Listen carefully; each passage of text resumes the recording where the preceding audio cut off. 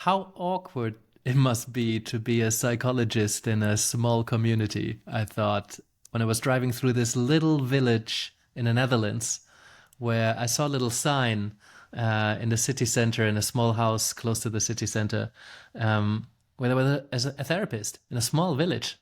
And recently, a supervisee, a coach, a colleague of mine, has brought this sort of thing into the room. They said, well, how do I navigate confidentiality when I'm in this small community? This client of theirs shared really sensitive information about someone that they knew well and that they're probably going to run into in the supermarket or maybe in the pub or somewhere. And I've always operated online and in large cities. I've not really been a small community kind of person, right? So I haven't really run into that. And sometimes I wonder if that was something unconscious at play and not like avoiding to navigate the politics of a small community. But there's many psychologists, whether it's coaches or therapists, but could also be lawyers, doctors, right? Anybody who's in a smaller community where you might meet the people, you have other relationships with your clients or maybe the people that your clients talk about. How do you carry that? Because sometimes it's impossible to unknow something.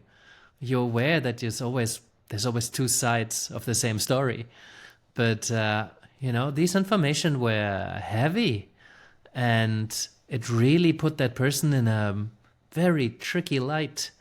So it's a tricky question, right?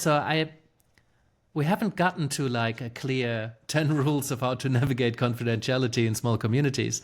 But there's something about learning to bracket information and awareness that what you're hearing is somebody's side of the story, and being open to other versions of that same story doesn't mean you're discrediting the story or that you're not believing someone. It just means that you're holding ambiguity. And I think that's such an important skill generally in life. And I think existentialists have learned that or invited people to learn that more than perhaps others. Because the world wants simple answers. We like to have clarity and certainty. And holding ambiguity is the opposite of that.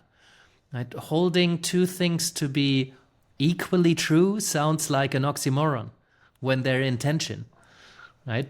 But I learned that in my mediation training, to really listen and be with somebody's version of the truth, and then be with that other version of the truth equally attentive, right? And it almost doesn't matter, certainly for you as a coach, who's right or what's the truth. What's important is to help somebody navigate their version of the truth, not to convince them what the truth is. So for me, that comes quite naturally. I'm not attached to the truth.